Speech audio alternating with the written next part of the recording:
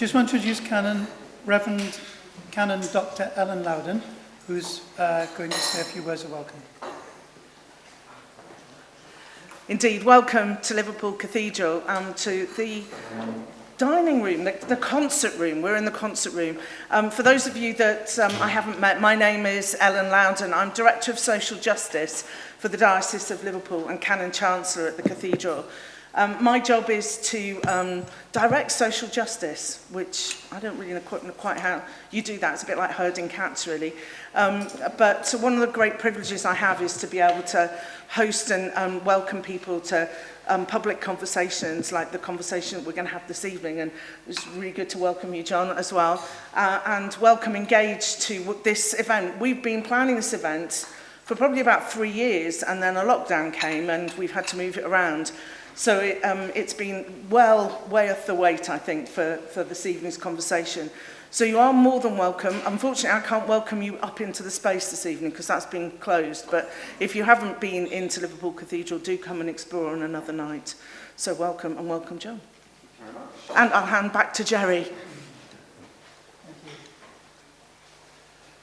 Well, welcome to all our guests this evening, and especially to our great friend and inspirational speaker, Jon Alexander. It's a real delight to be hosted for this, our second seminar, in the concert room of Liverpool Cathedral. And as you've already discovered, we're extremely grateful to Ellen Loudon for making it possible.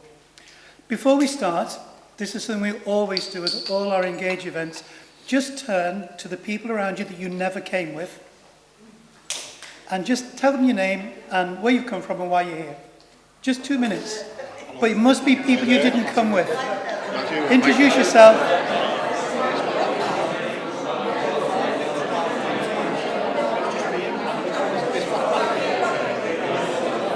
Lovely to hear all the buzz and the chatter, so hope you've met somebody that you hadn't met before. Thank you for that. This is our second seminar in our Making Liverpool Better Together series, and it focuses on the national scene, having explored last time the history of democracy and the various ways in which democracy is being undermined in an international context. We understood from Dr. Vergara's presentation that democracy is the power that belongs to the people, to be the authors of their own personal, civic and political destiny. In exposing those situations where this is not what people actually experience, we realized that this was the case even in our own country and city.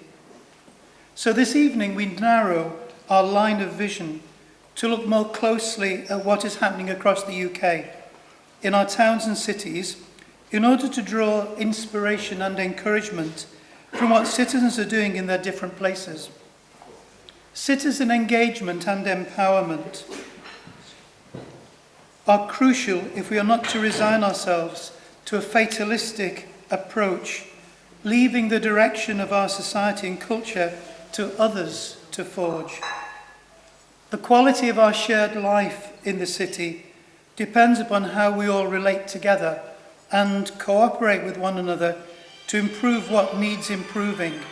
Hence our stress in the seminar title on the word together. We've invited Jon Alexander to speak to us tonight because he is a truly exceptional person who has dedicated, stop laughing, this is serious, who has dedicated his life since leaving behind the world of marketing to shifting the understanding of our nation and its businesses and organizations from self-identifying as consumers rather than citizens. It's a daunting task, but one which Jon has embraced with enthusiasm, determination, and considerable skill. Jon is co-founder and director of New Citizenship Project. He is a member of the Global Advisory Network of the Apolitical Foundation and also a member of the Leadership Council of the Democracy and Culture Foundation. Jon is an associate of the Bio Leadership Project and a council member and former chair of the Food Ethics Council. He's been a speaker at the prestigious Athens Democracy Forum. I couldn't find out how many times, but I know it's more than one. 3 times. And recently became the author of his first book entitled Citizens, Why the Key to Fixing Everything is All of Us. If you like Jon's talk tonight, his books are on sale over there, which he won't tell you about, but I'm going to tell you about it later as well. And Jon came to Liverpool not too long ago now to launch the book in our city. When it comes to citizen engagement and citizen democracy, I don't think there is anyone in the UK more connected or in touch than Jon, and as such it is our huge privilege to have him here with us tonight. After Jon has spoken, we will invite our local panel to comment on what they have heard. So I'd like to introduce Councillor Jane Corbett, Liverpool City Council Deputy Mayor and Cabinet Member for Fairness and Tackling Poverty. I'd like to introduce Polly Mosley, producer, translator and researcher involved with the National Wildflower Centre, Liverpool's Year of Health and Wellbeing 2010, and currently climate justice producer for Contemporary Visual Arts Northwest, amongst her many other community projects and activities. And Dr. Danny Rye, Associate Professor of Politics at Liverpool Hope University. We're really pleased that they've agreed to come and be part of our event tonight. And then, when they've spoken for a few minutes each, we'll invite you all to join in the discussion in a Q&A, and we'll aim to finish at 7:30 prompt. Please feel free to use Twitter if you do, and we are at Engage Liverpool, and you could use the hashtag Making Liverpool Better Together. Now please give a very warm welcome to Jon Alexander.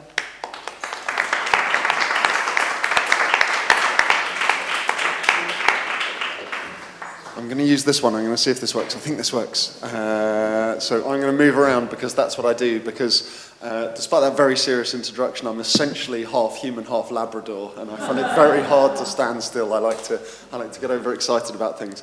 So that's me. So yes, I wrote a book, and I'm really on this mission of offering actually a way of thinking about and seeing the moment in time we're living in. And I had a set of stories that I was going to tell you this evening about what's going on all over the country, and about East Marsh United in Grimsby and We Can Make in Bristol, and Bristol Community Energy, and all of these sorts of things.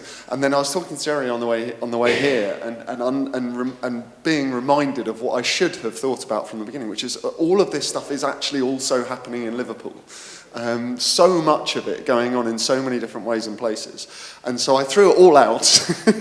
and what I want to do this evening is really hold a question with you, like very authentically, and go, if this is all happening in Liverpool, how might we kind of connect that up and really kind of step into a different way of doing democracy, building on Camilla Vergara's kind of argument that democracy actually is about people holding meaningful power, which I totally agree with. How do we actually make that happen here?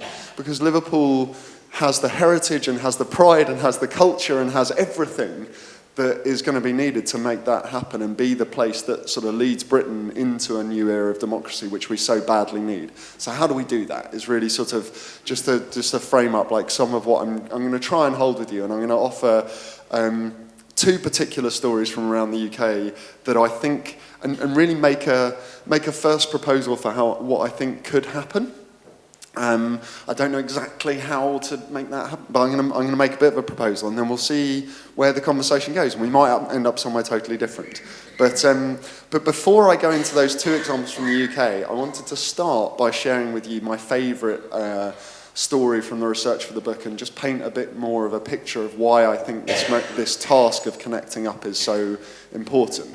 And despite Jerry was like, you'll remember your brief is national, right? But this story is so wonderful that I just need to share a brief version of it with you, and it comes from Taiwan.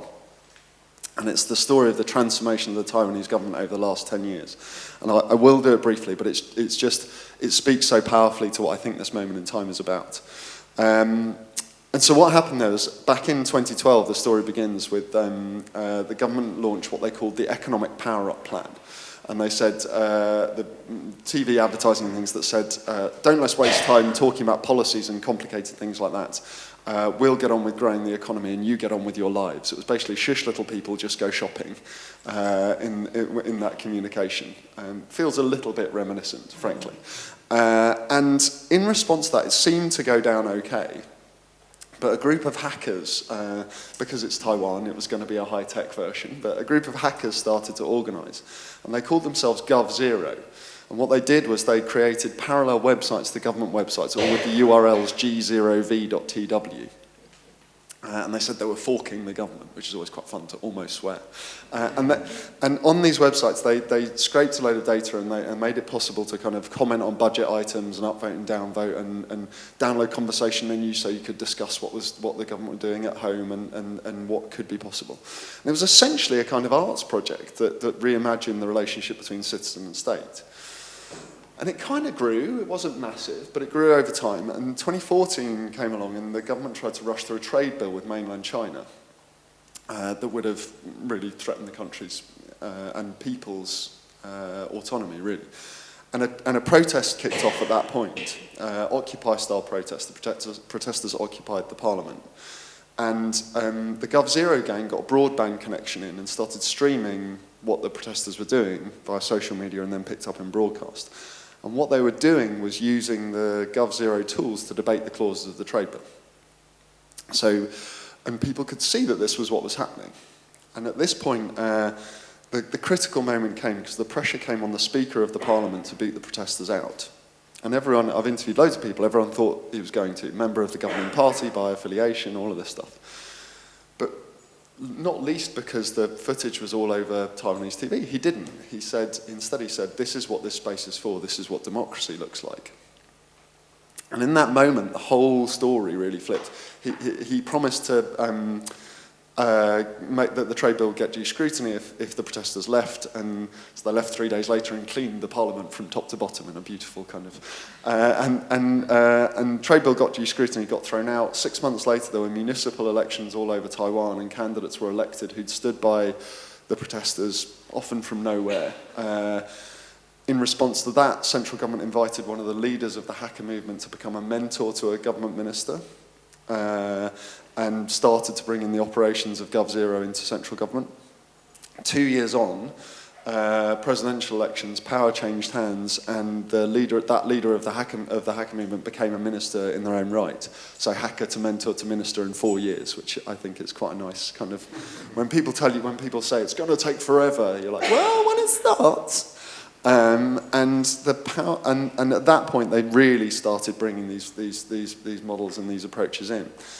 And that all came to kind of a beautiful, amazing head when the pandemic hit in 2020, because that person, Audrey Tang, who had gone hacker mentor minister, then led the country's COVID response.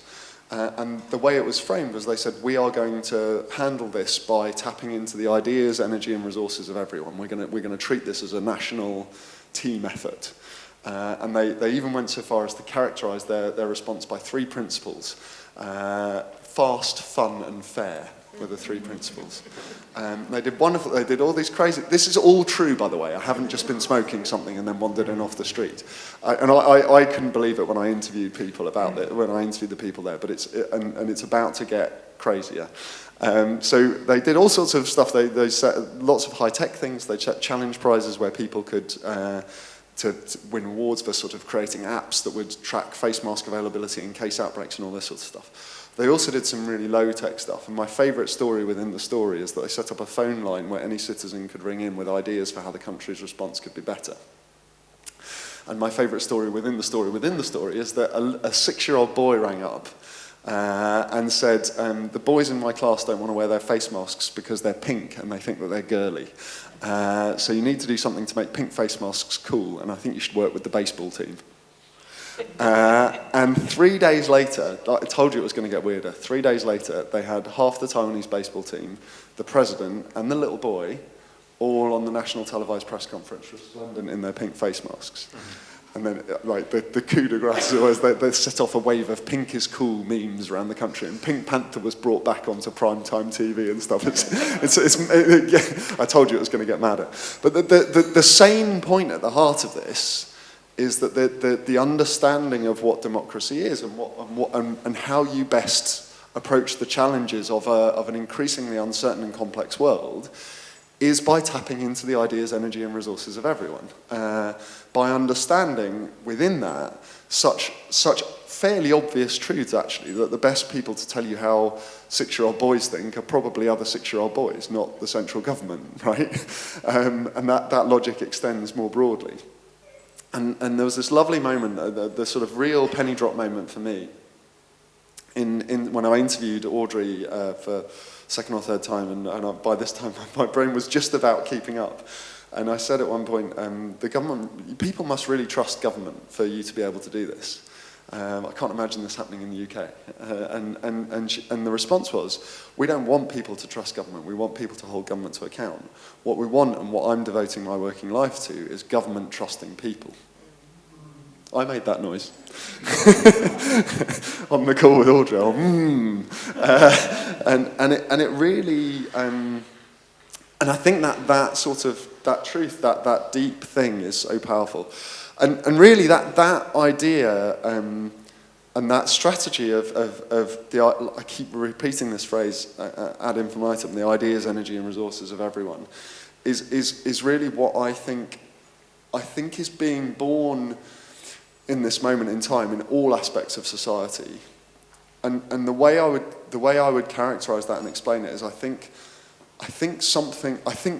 a lot of things are in collapse, right? I think a lot is breaking in this moment in time. But it is also true that a lot is being born.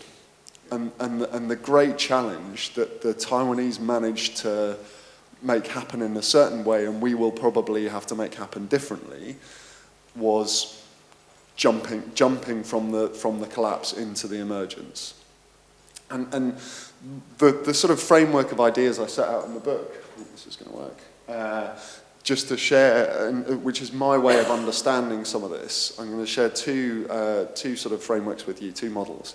This is the first one. So I talk about 3 stories of the individual in society that you build out of.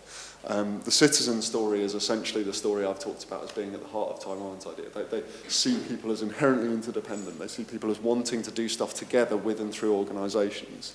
They see people as wanting to participate and create, and the role of organisations and leaders and of government as being to facilitate. That story is the story that is wanting to emerge, and it's not just the Taiwanese government. I could talk about equity crowdfunding and platform cooperativism and all this sort of stuff in the world of business. I could talk about movements being reclaimed in the world of civil society and this sort of stuff.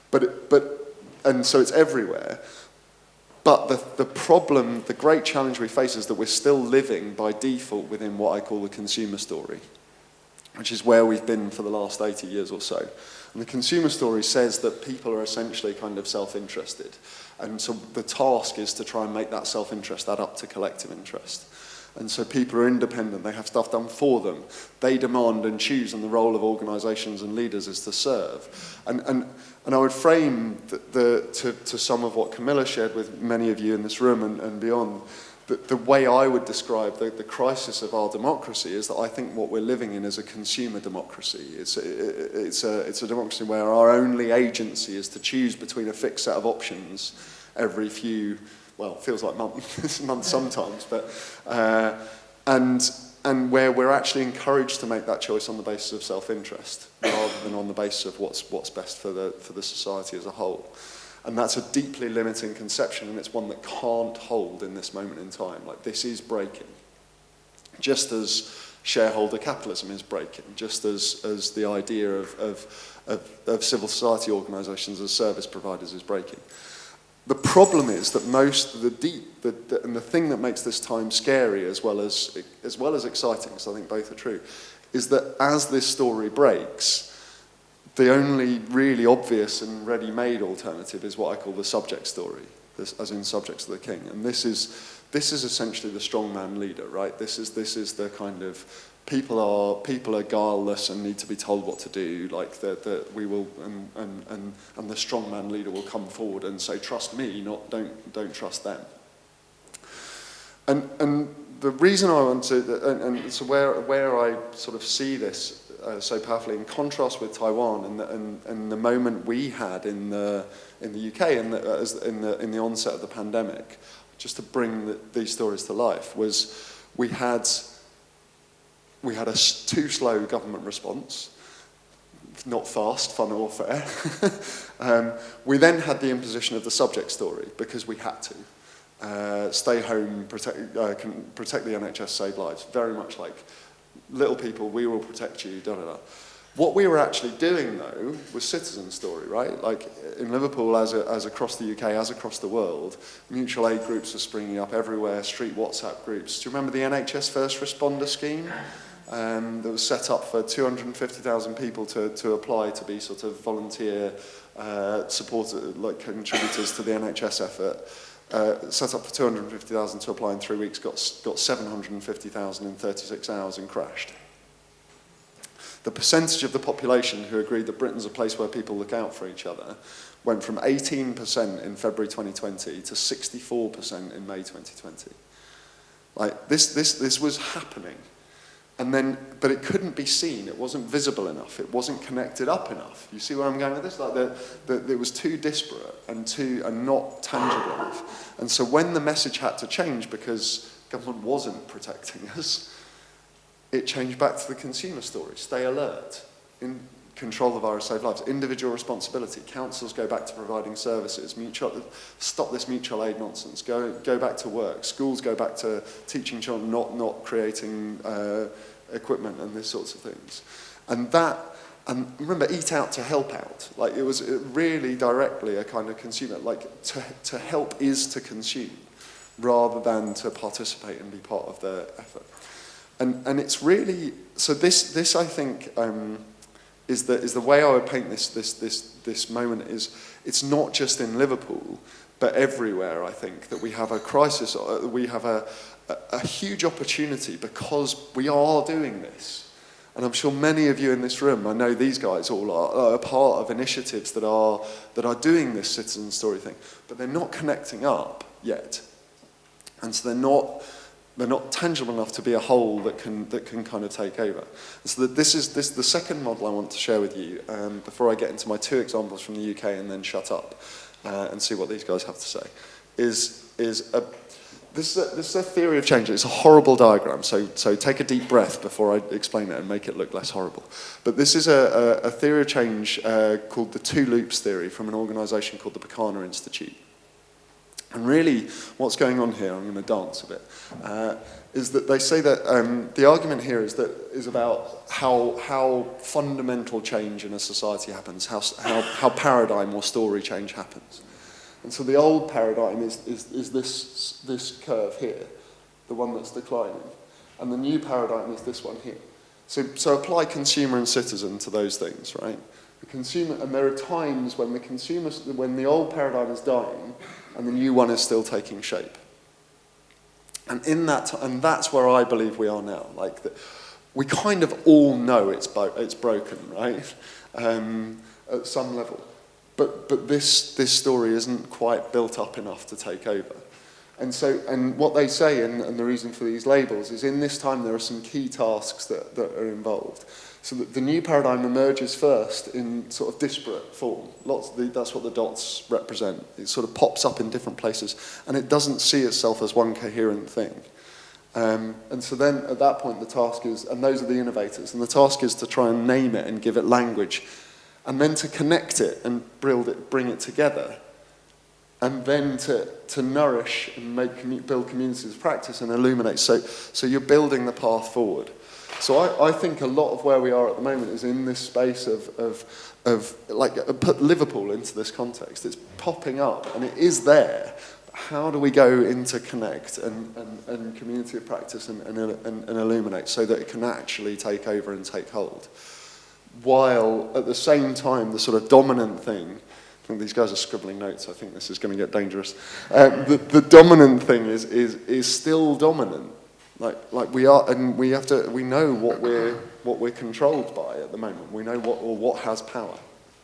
And so that's what, if that makes sense, that's what sort of brings me, and I can go deeper into this if you want to quiz me, but that's what brings me to this question that I've sort of framing for this evening and inviting you into. Like, it's not one that I think I have all the answers to by any stretch of the imagination, but I think it might be the question for this moment in time and for this place. How might we bring together all the disparate citizen energy in Liverpool in a way that truly reinvents democracy in the city?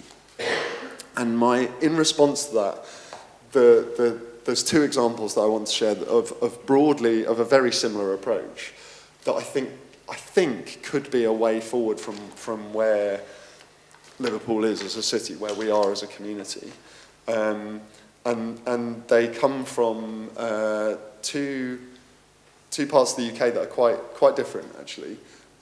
So it's the Kirklees and Newham, which is the London Borough. So, and both of these, you'll note, were commissioned were initiated by the councils. So they had official endorsement and official power behind them. But neither had that at the beginning. They both started as outside initiatives, and then the sort of the powers in the places came behind them. I really recommend going into them in a bit more detail. Both reports are online, you'll find them, but they're in the recommendations. But I know quite a bit I know much more about Kirklees because one of the things that happened off the back of the Kirklees Democracy Commission was that they started working with New Citizenship to figure out how to involve people more in the borough. I know a bit less about Newham, but I do know a fair bit. And so I wanted to share with you a couple of things just to illustrate where this sort of thing has taken those two places. And so the first one I'll talk about is Kirklees. And I'm going to come in at the point where New Citizenship was brought into proceedings in 2018. So by this time, the first report had been done. They had identified a set of commissioners. It basically came about through the energy of one officer at the council and a couple of people in local civil society going, we need to be able to hold this question and champing until they got a little bit of money released to pay a tiny amount of money to 7 independent people to be the Democracy Commission, someone from the university, someone from civil society organisation, etc. That report, in the process of building the report, they went all over the place and listened to lots of different people, but then, like I say, what that resulted in was a really different conception of what democracy in Kirklees could be about, and we came into that to help them do the work of transforming the culture of the council. That was one of the key recommendations that came out. And so I'll just share with you a very tiny taste of our work because I think it's pretty where it's got to, not through our kind of miracle working, but through the wonderful nature of the people there, is pretty inspiring. So what we identified in our work was a starting point that the default way that councils tend to work, and that Kirklees Council was working still, is this sort of structure. So they were in a frame, in what I would call a consumer frame, which said that the role of the council was to provide services. The role of people was to use those services, and the result that they were aiming for was sort of implicit. They kind of wanted Kirklees to thrive, but they really were stuck kind of trying not to be complained about. And in that culture, another organisation called Collaborate was asked to come in and do a report on what was going on in the council, and they identified this thing as if something is to be done, the council has seen it as its role to do it. And this kind of, oh God, we've got to do it, otherwise we'll get blamed for stuff, but also a kind of, we are the ones that do everything. And where we got to in our work was through co-creation and interviews and storytelling and all sorts of stuff, was which is now embedded as kind of the aspiration of the Kirklees Council, is what we call the Kirklees Way, which is the role of the council is to create the conditions.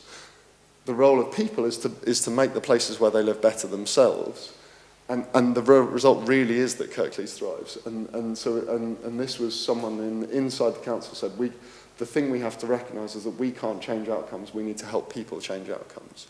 And one of the best ways this has come to life so far is we've worked with people across Kirklees, over 1,000 have been involved in the process, to build a new goal, which is now the central strategic goal of the council's annual planning. And it's written in the words of people, and they wrote their own script for a video to launch it, and I'm going to share that with you now. We make our places what they are. What if everyone was able to take part in making the places where we live, work and play better? What would that feel like? What would we think, know and do to make it happen? We want to live in places where we take pride in improving our area and feel inspired to take part because we believe that is worthwhile. Where we have the confidence to get involved and tackle local issues ourselves. Where we feel included, respected and listened to. Where we feel connected to others and really get to know people. We stop and talk. We'll go out of our way for our neighbours. So, how do we make this happen? We do things together. Turn up in all weathers. Celebrate what we're achieving. We have safe, welcoming spaces where people can have conversations and make decisions. We make room for each other to get involved. When we want to act, we know where to go for information and who to ask for advice. We are supported by the council and other organisations. They don't get in the way or stop our fun. But it's a two-way street. We need to support each other. When we do things together, everyone is able to contribute in different ways because everyone has something to offer. We make it democratic and inclusive by asking each other what we want. We know how to disagree well. We believe that when you show kindness, others will show kindness too. And we know it's important to feel seen and appreciated. We use fun, creativity and colour to bring people together, make us happy and give hope. And we know that not everyone wants to get involved in everything. And that's okay. We think everything should be shaped by people. This is our shared goal. Created by people from local places across Kirklees. We can all share in it and take responsibility for achieving it. We make our places what they are.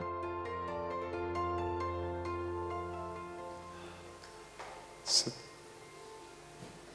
that made by people across Kirklees, scripted by them, read out by them, etc., and done by a local animation company. Now I'm going to try and go back to the thing while Sereno does that. I'll sort that out for you. So so that's now that's now embedded. That idea of we make our places what they are is the central kind of goal of Kirklees Council with a survey behind it that then gathers data and so forth, and it's backed up by other outcomes. I'm just going to talk briefly about Newham and where that's got to. So, and maybe just to say, on Kirklees, where that's taken. So that is now embedded in the council and driving all sorts of change across all the different departments, all the different ways of working. But also, it's embedded as a shared goal. The reason for that language across. And it's shared and co-owned by all of the different public sector organisations and initiatives, but also by civil society organisations have kind of signed up to share in that as well. So it's something that is kind of holding the whole community. But it started with the Democracy Commission coming together. So this is 5 years down the track from an initial Democracy Commission going, how do we want to run the places where we live? How do we bring together the disparate initiatives to hold a space and set a direction that can then build.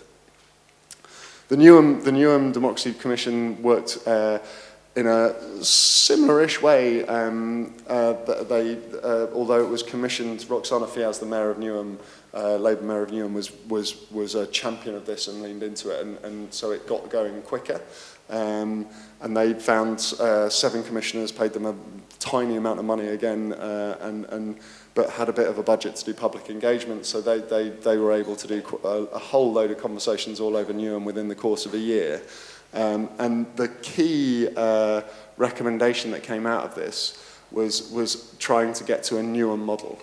And so the 3 key bullet points under this were the Newham model says there will be a 2-term limit for the executive mayor. We do want a mayor, but we want a 2-term limit for them. We want a standing or permanent deliberative assembly of local residents selected by sortition to initiate policy agendas for the borough and make recommendations. Now this is really the first place in the UK to do this. Random, so sortition, for those who don't know, random selection of the residents of the borough, representative of the borough of the population of the borough on key demographics, brought together to deliberate and hear from witnesses and make recommendations that are then responded to by the City Council. The City of Paris now has a standing assembly that is part of the whole city's governance structure as well. So this is and there are other places, but this is the first place in the UK that's doing it. And then the broader point, a more participatory system of governance. So greater opportunities for councillors and residents to engage in setting agendas. So that the broader things of like more area-based working, more scrutiny, more co-production, stronger local media. So this is the broader things, but the two first ones really concrete recommendations. And the Newham Standing Assembly, this is a shot from their, it started during the pandemic, so this was the shot from their first meeting online. So just to give you a flavour of what it looks like to have a randomly selected but representative sample of the population of Newham. This group has undertaken, I think, 3 assemblies now, and set direction and provided reference points on the borough's strategy in several different ways. And it's really so they have a rotation of people, and it's really kind of making an impact on how the borough is run. But again, it started with a democracy commission that said, right, okay, there is all this different energy, we have all this stuff going on, but we need something. I love the metaphor of a kind of seed crystal, right? You have this. I think where we're at is we have this moment where sort of the will is sort of in suspension, but we need something for it all to kind of get drawn to form something more powerful. So like I say, I don't have all the answers, but the question I think we should be asking in this moment everywhere actually, but perhaps most profoundly in Liverpool, where I would argue, and I've heard others say, that the existing kind of governance structure and processes are most obviously broken. This, I think, maybe is a question that I would offer us to hold and think with, and maybe my first idea for that would be, how might the people who have this energy come together and try and make something like a democracy commission happen that might provide that seed crystal and then open the path from there. So that is enough of me, I think, for now, and I'll hand back to Jerry to tell us how to go from here. Thank you.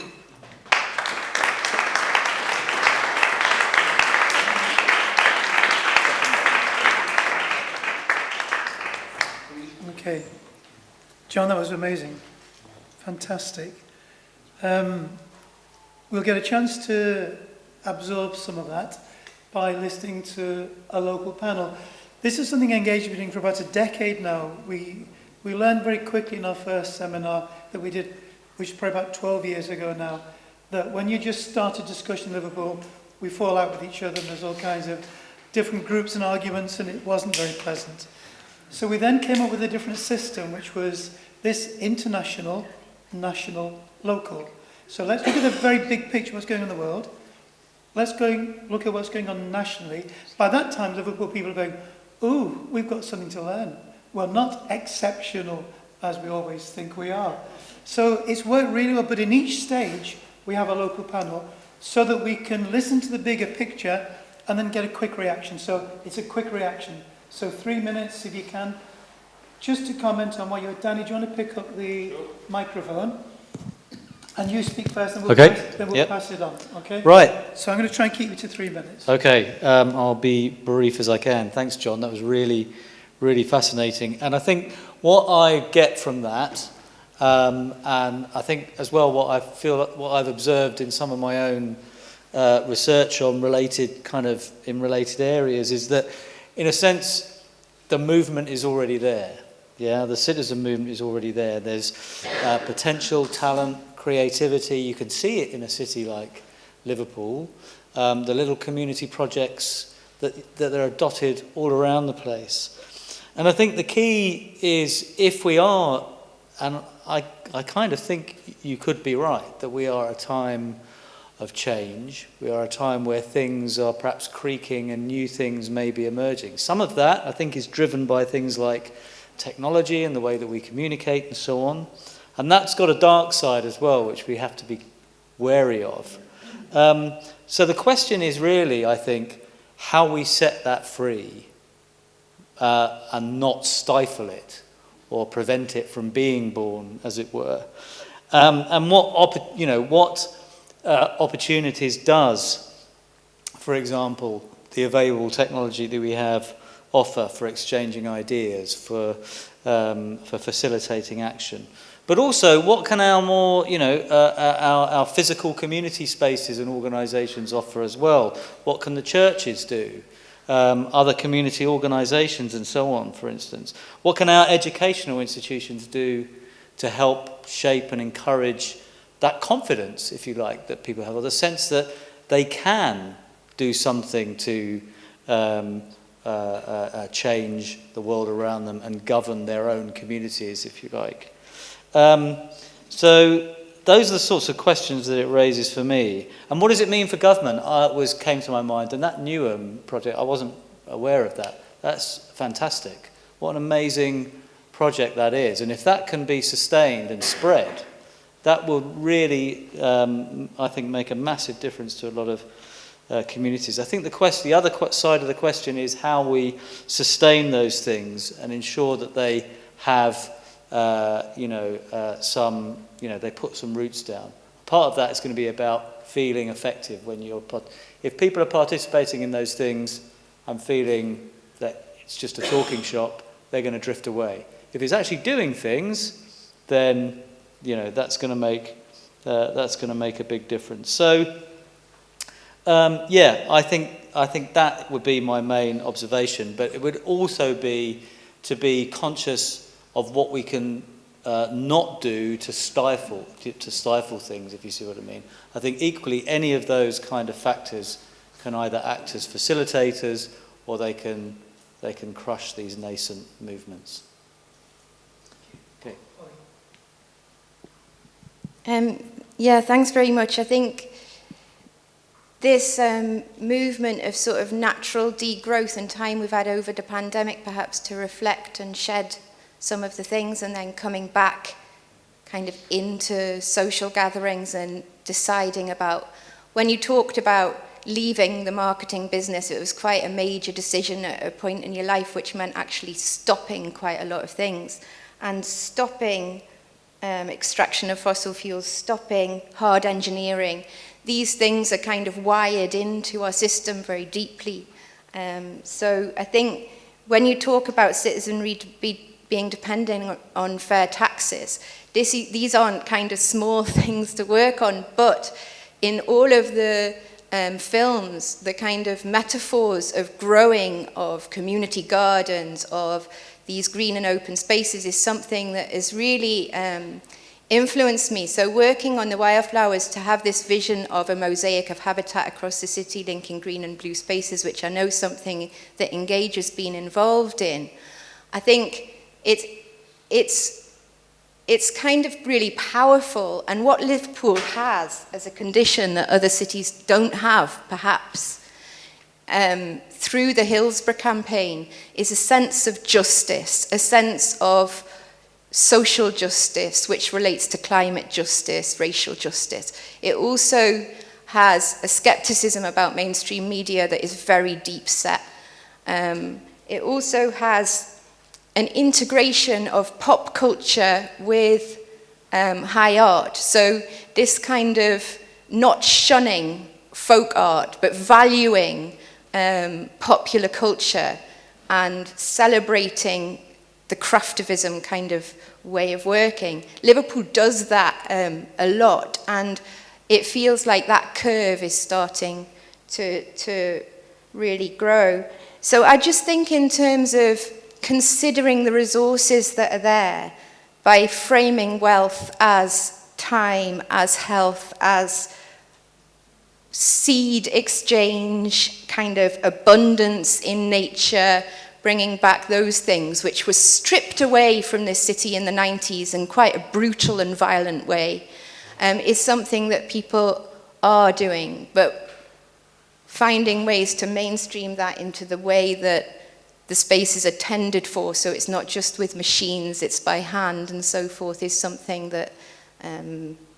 so that's just some reflections, but one thing that happened at the beginning of the pandemic for me, when you talk about citizens of nature, it's the nature of cities brought together 400 people from across the world. It was meant to be in Colombia. Lots of people couldn't have gone to Colombia.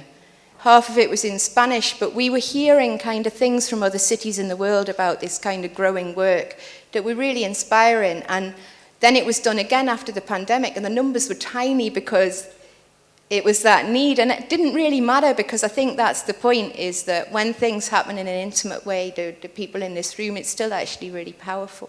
So perhaps we need to not focus so much on the numbers and these different kind of forms of wealth. Thank you. Listen to Polly all day.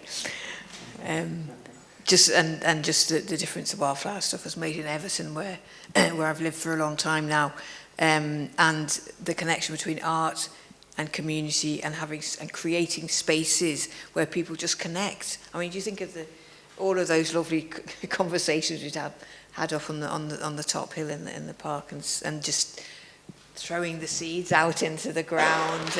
Anyway, okay, so I'll get carried away. So I just thought a couple of ones that jumped out for me, John, to be honest.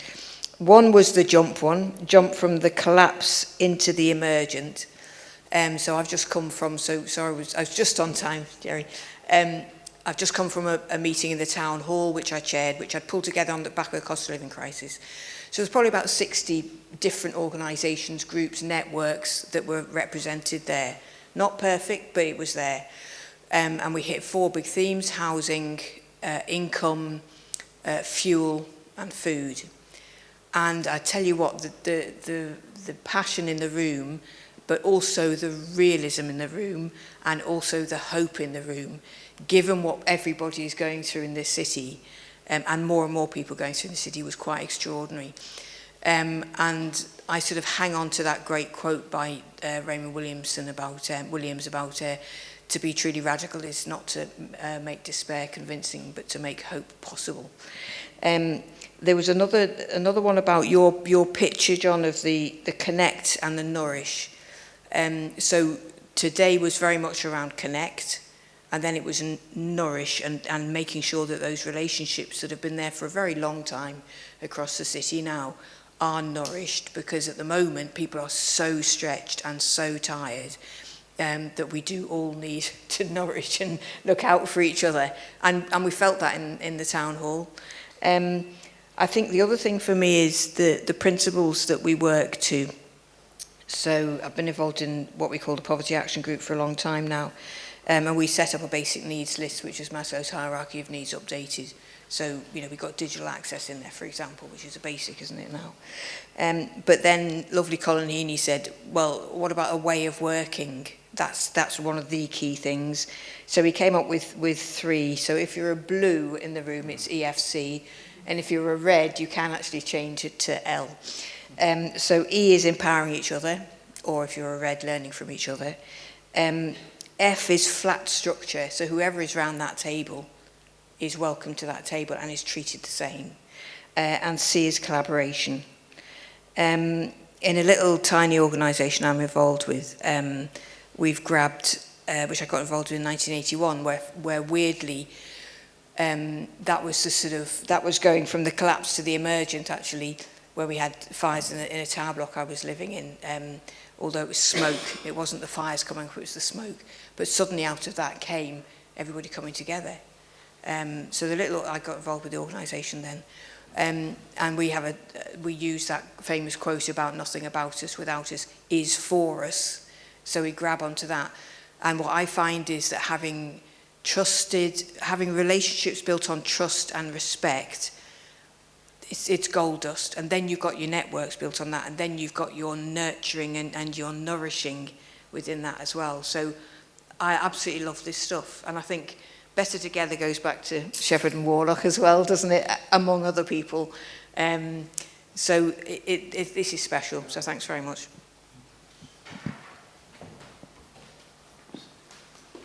Can we give them a round of applause? Thank you very much.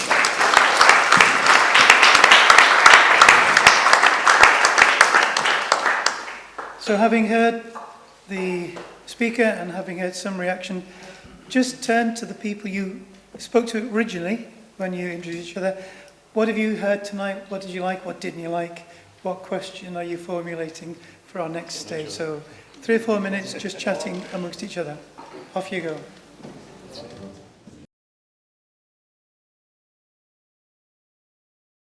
Thanks, everybody. That was amazing. Well, thank you for the sharing. I'm sure you could have gone on for the next half hour. But I think it's important that we draw things together so we can involve Jon and our panel in having a communal discussion. So I have a microphone here which we'll give you. It'd be lovely if when you ask a question or you make a comment, you just tell us your first name so we can just get to know each other a little bit more. And we have a rule in all our Engage events that if a man asks a question, the next questioner will always be a woman. So that's our system. So we've learned over a period of time that that's an important system to operate. So whoever wants to ask the first question, and I'll give you this. I know who you are, but just in case. Okay, so I'm Ellen Loudon. Hello again. My question was that in both of the examples that you gave, Jon, and I think, you know, to a certain extent, the conversation that emerged, the changing of the structures or the shifting of the structures emerged because the existing structure enabled it, or at least facilitated it. How do we as citizens enable change to happen without the system that already exists participate? Maybe that is the only way, but yeah, so that would concern me a little bit about how we operate a citizens forum or something like that, that we would need the collaboration of the existing council or the power structure, whatever it is, to enable that to happen. I think it's well observed. I mean, and I probably should have underlined this more clearly, but I think in a way that's why I tell the Taiwan story into this space, like that, because GovZero started outside of government, but also not as a campaign against government. It was simply it was actually an imagination space outside of government, embodying how it could be. And that's not, and part of the reason why it wasn't a campaign against government was because when I talked to Audrey, it was really interesting. She was saying, we didn't really, like, it's not their fault in many ways. Like, they're often as restricted. I'm sort of slightly looking at Jane to see what she'll make of this, but often as restricted and feeling kind of caught up in some of the systems that exist as anyone else. And I think, so that's some of what I would take from the Taiwan example. To give another example, one of the things I'm working on at the moment, and I'd love, Polly, you should definitely know about this and get involved, but there's a campaign just launched recently called the People's Plan for Nature, which is we've done the design of the process for. So the basic starting point is the current government isn't going to develop an appropriate policy framework for the natural environment in this country. And so the RSPB, the National Trust, the WWF, Friends of the Earth, and several others are coming together to go, how do we create the space to crowdsource the right policy framework for the natural environment for this country? So there's currently, for another few days, there's an open idea generation and story sharing and example sharing site live at peoplesplanfornature.org. There will then be a citizens' assembly, and then in the spring, that's due to be David Attenborough's final documentary series will be airing, and it's called Wild Isles and about British nature, so we're hoping that will conduct some electricity into it. But which I say by way of bridging into this immediate context, I think what is possible, if it is necessary, is to create, and what the People's Plan is an experiment in, and what I think Taiwan is my kind of hero example of, it is possible to build and aggregate what Jerry calls the convocational power, the convoking power, the convening power. No one of these dots has that. That you can't do that. You're on your own. Engage can't do it on its own. But if a group of those organisations, if they had to, and they might not have to, but if a group of those organisations came together and said, "We are going to, let's do this together," I think, and put their event spaces and their time and all of that aggregated, I think you could, in a similar manner to the People's Plan for Nature is trying to do, try and do it from outside. I think the key to the Taiwanese success was making it so visible that it couldn't be ignored. If that is what you have to do. So I certainly am not telling a story of citizens have no meaningful power unless it's given to them. I think that I mean there's another wonderful quote that I'm sure others have in their heads, but like power is never given willingly. It kind of has to be taken to some extent. So yes, that's probably an answer. Would anybody else like to comment? We don't need to, but if you'd like to comment, Jane. Yeah.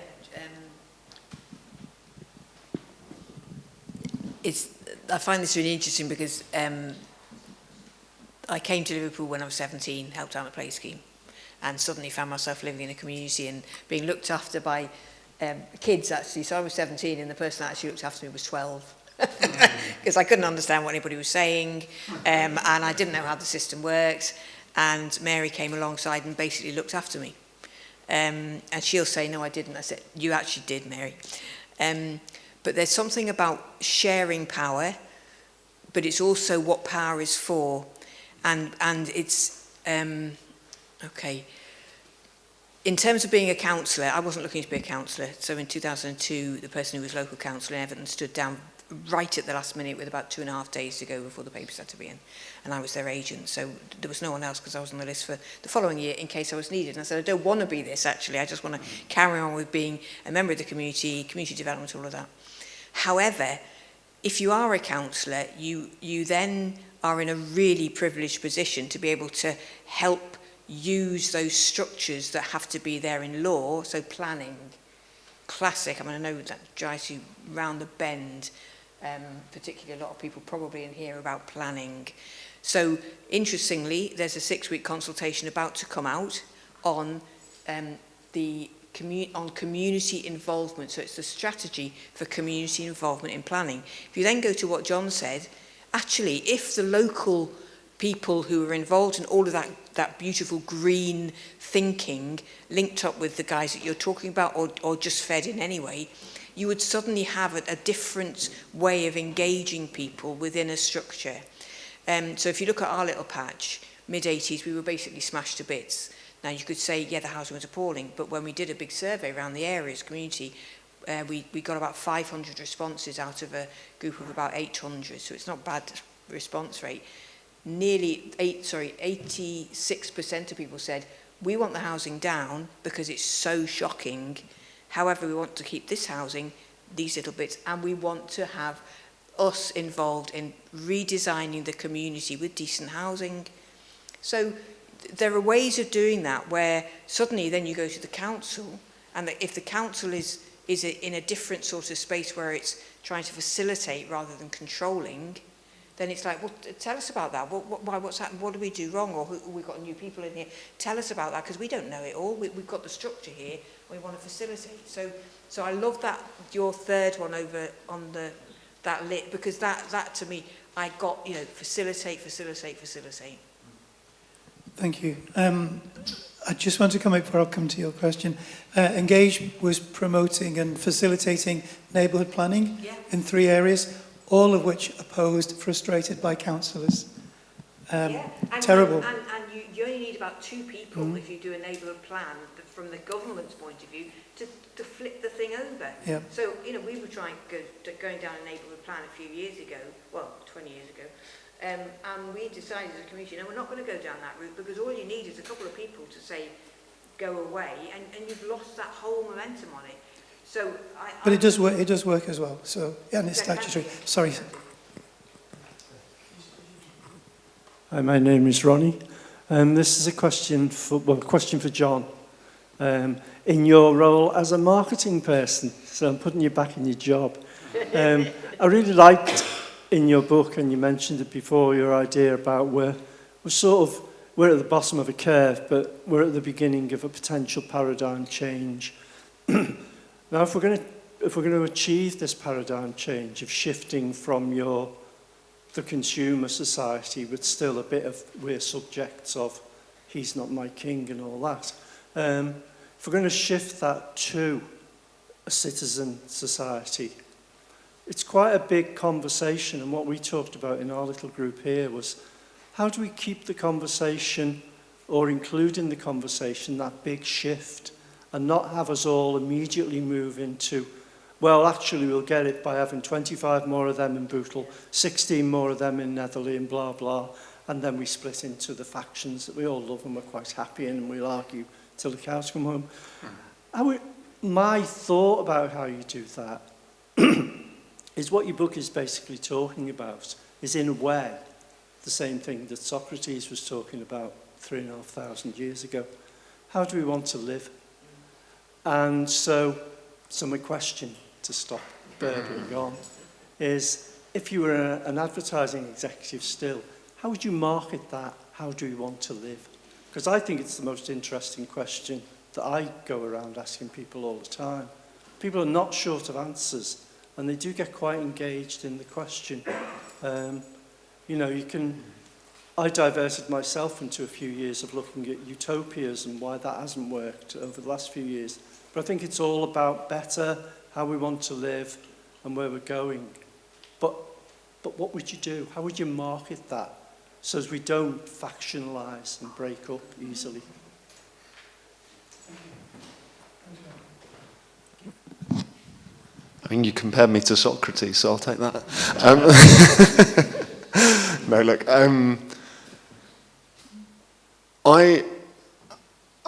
my sort of worry with the question is almost that I think the idea of marketing it to people or selling something to people is itself from within the frame that we're trying to get beyond, without being too kind of Socratic dialogue at you. There's a really wonderful. I've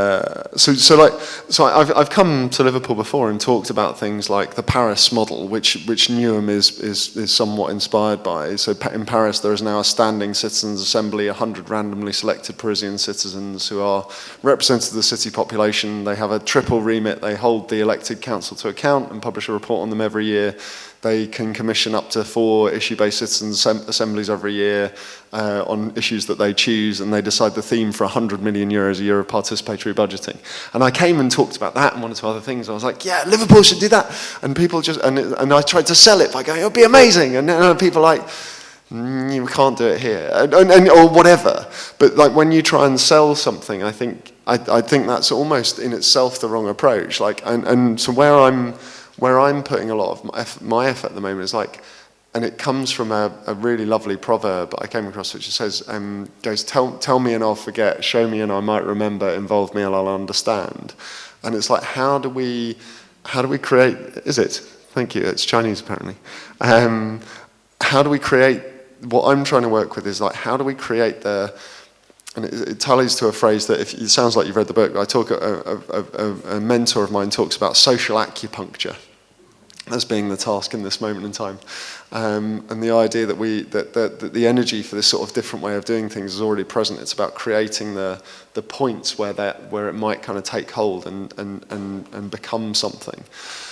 And so what I am doing is and trying to work on is like, and what I'm sort of pitching in a way he's trying to sell to you here is like, I think, how do we, like creating some of those acupuncture points. So I think the People's Plan for Nature is an attempt to create an acupuncture point which doesn't try to sell people the abstract idea of citizens' assemblies or crowdsourcing or whatever, but just goes, let's make a plan, we can do this, let's make a plan for nature.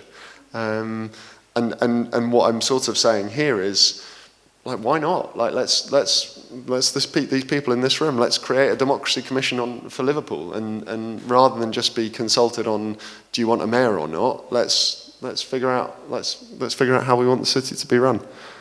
So it's that sort of approach, I think, is my answer, which is a bit of a duck.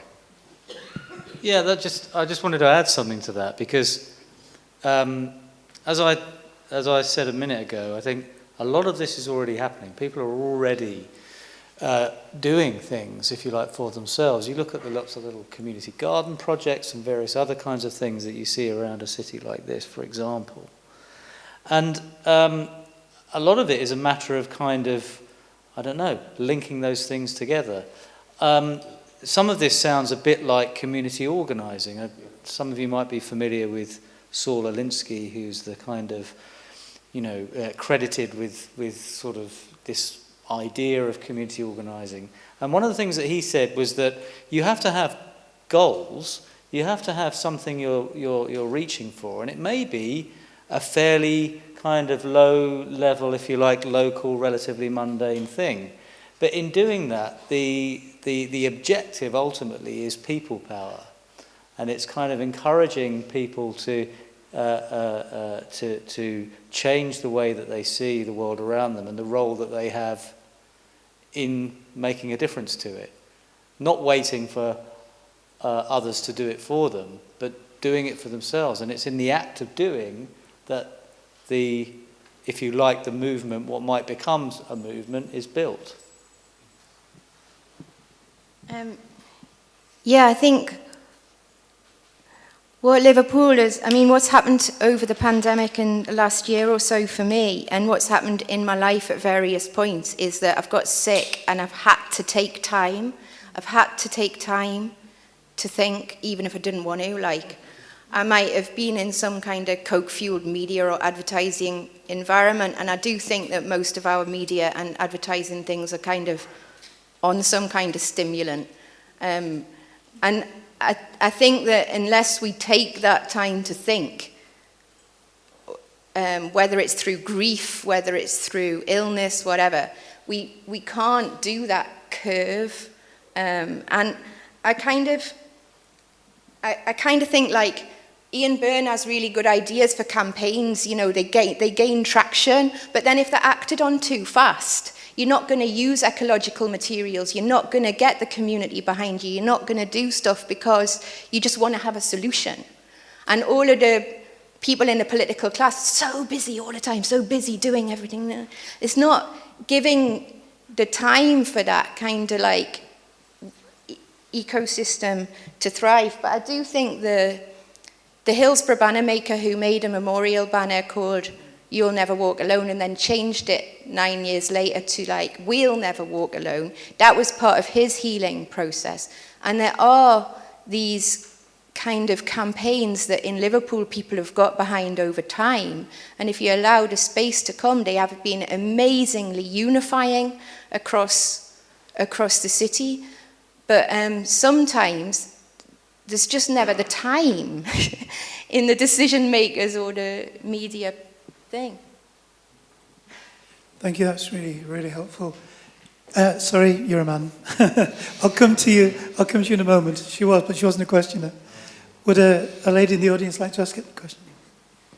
I'm not really sure it's a question or a comment, but so when there was the reopening of large events, it was tested in Liverpool, and then they ran like a survey to understand why people wanted to participate. The major reason was because they wanted Liverpool to restart, and not just because they wanted, themselves to participate.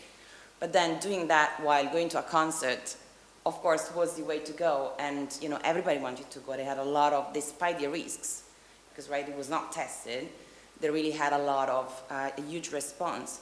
So I think in a way, it's the fun is in a way also like the key, and the Audrey Tang campaign really reveals that.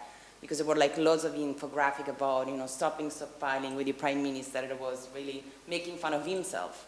And that's what people really enjoyed, because if you ask through a consultation to people, how do they want to get involved?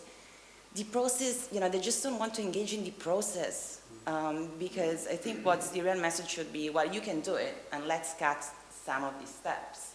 so that if you see the change, generally you're more involved immediately. But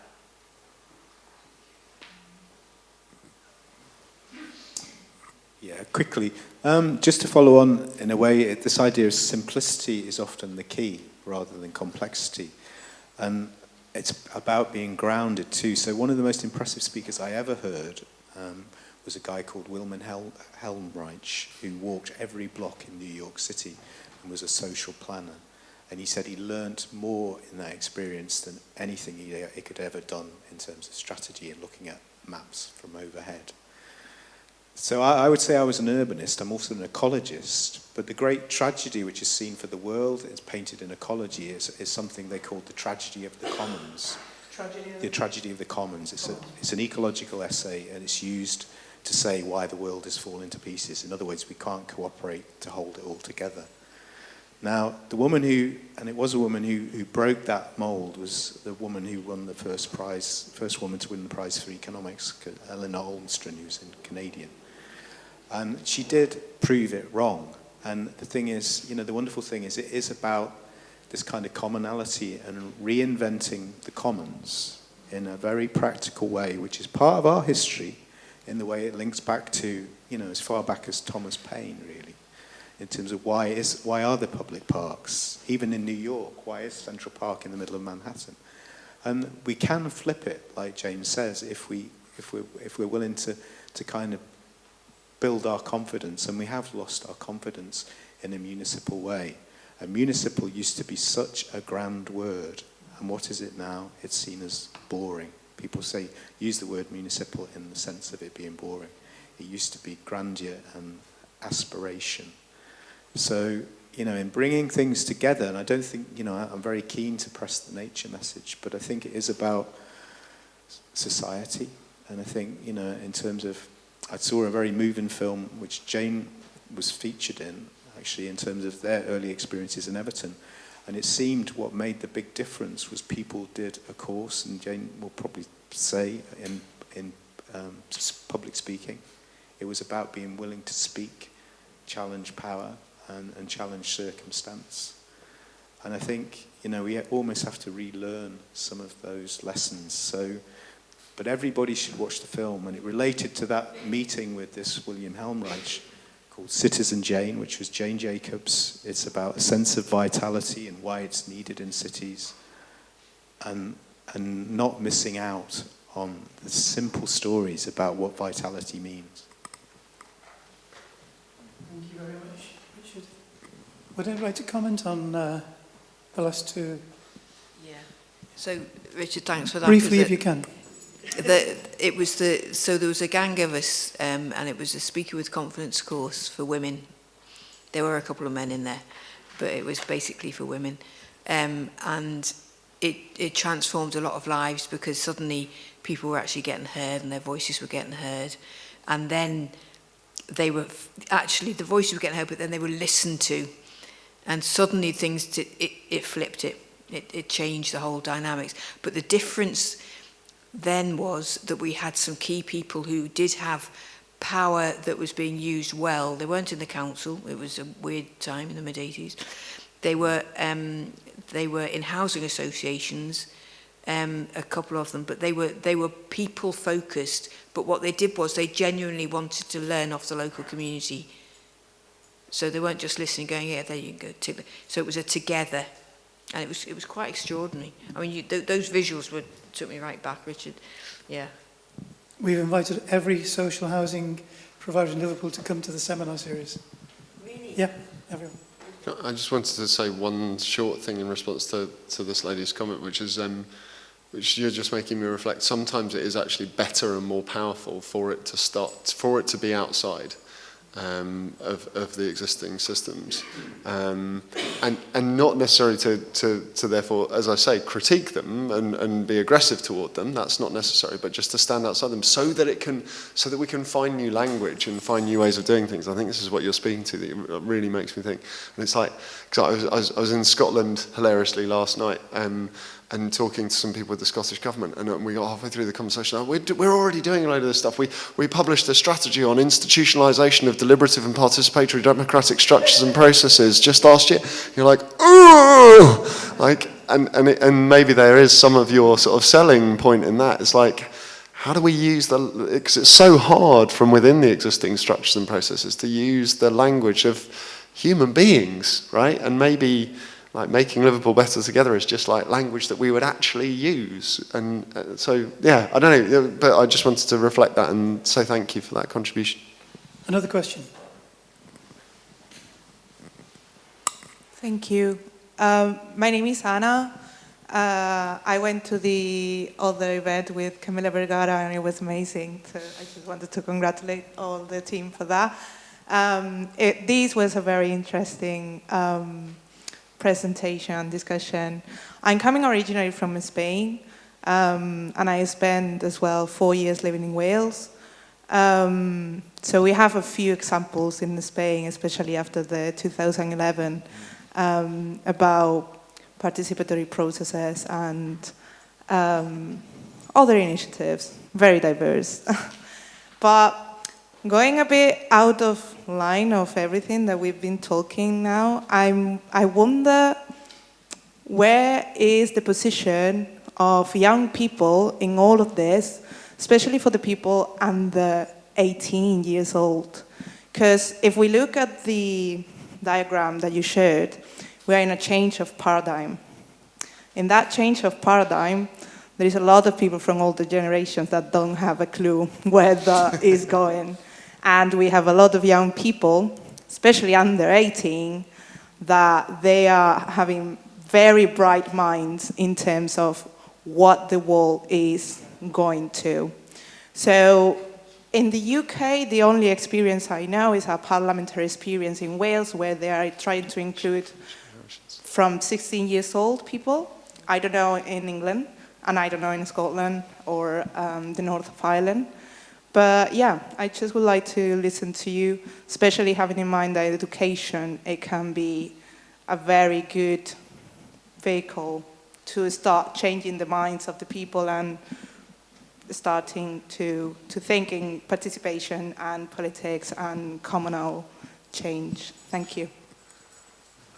I'm sure others have contributions to make on this as well, but just to say I totally agree. I mean, in Wales, there's also the Commissioner for Future Generations, which is one of the, a truly world-leading thing where every decision of the Welsh Assembly has to go to the and be assessed by the Commissioner for Future Generations. And that's led to some really fascinating work, including the basic income trial for care leavers in Wales. Was an initiative actually that came out of the Future Generations Commissioner's office. So, and their practice involves a whole load of working with school-aged children and sort of holding that space with them. We did some of the workshops in Kirklees, was a strand of the workshops that we did was with primary school aged children and their parents together, and the sort of collective storytelling you get in that. There's also, if you're interested in this space, I would really encourage you to check out the work of a woman called Phoebe Tickell, who works on what she calls moral imaginations and does exercises of sort of seventh generation imagination and these kinds of things. So some of these processes are coming into deliberative practice, not enough of them yet. Bless the Scots, they even managed to call a process that they did with 12 to 15-year-olds something so dull that you wouldn't believe it had even happened, but did actually happen. So some of it is coming, not enough, and I think you're right, but also just to plug into what you were just saying, there's one of I think the most exciting trends in this sort of citizen space is the concept of oracy as a fundamental skill in education. So not just literacy and numeracy, but oracy, which is the ability to speak, being and find your voice within education. So I think it's in there and it's built in, but there can always be more. And I love that you enjoyed Camilla. I claim minor credit for introducing her to Jerry and then seeing what happened. But I can take that you thought she was amazing and I was just interesting. I'm going to call a halt there, only because. Just a little. So we're going to finish at 7:30. We've got 2 minutes to go. Thank you for that. I hosted a guy called Joseph Rathinam from India 2 weeks ago, who was on a trip to the UK. He's been running neighbourhood parliaments in schools for children, and it's spread all over the world. But in India, they decided the political systems were so corrupt and so unable to change, they made a decision, we will start with the young. And they went into schools, and they did it in a really interesting way. So he was talking to me about it, and I found 2 schools in Liverpool prepared to start the process. Were organising within the school is according to the neighbourhood that the young people in the school come from, which is quite revolutionary for us. And to take responsibility for the areas where you're from and to connect young people in that way. So we'll have to see where that goes, if it goes anywhere. I'm sorry to cut across this, but we do try very hard to keep our promises. We say we'll finish at 7:30, and we try to. I want to express our thanks again to Canon Ellen Loudon for her presence tonight and for letting us be here. And I want to thank David Webster, who's been filming the whole proceedings in the place of his brother, and also to Jane, to Polly and to Danny for agreeing to be part of the local panel. I want to thank the Board of Engage, who are also here, and particularly Diana and her 3 children, but especially to Coco and Leon, who were guarding the door and admitting people at the very beginning. It was essential work, and thank you so much for being willing to do that. And to thank, obviously, Jon Alexander, who is staying as our guest tonight in Liverpool before travelling on tomorrow to Birmingham.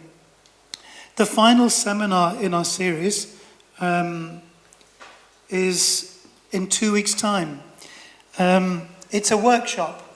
We've never done this before, and I was really fascinated when Jane said she had a meeting tonight in the town hall of 60 different organisations. We've connected through social media about our seminar series with probably about between 70 and 80 different organisations, very few of whom obviously have taken part in what we're trying to do. But our next meeting is a facilitated workshop, just looking at, we're not going to have any speakers, we are the speakers. We're going to share together, talk together, and Engage does not have the power to convoke in this city. We are not a convening organisation. We're a small group of people who are focused on the city centre and the waterfront and not beyond that. So we can't do the work that we'd like to do, but we are prepared to facilitate something emerging, and we'd like to see what emerges in a fortnight's time at the Quaker Meeting House. I think the details are up there for you all to see. So we're going to be looking at the practical things that can be done in Liverpool, and we hope to build upon the work and the learnings of these first 2 seminars, completing the process from international to national and then to local. There'll be no speakers, as I say, but we will all be the speakers and the listeners.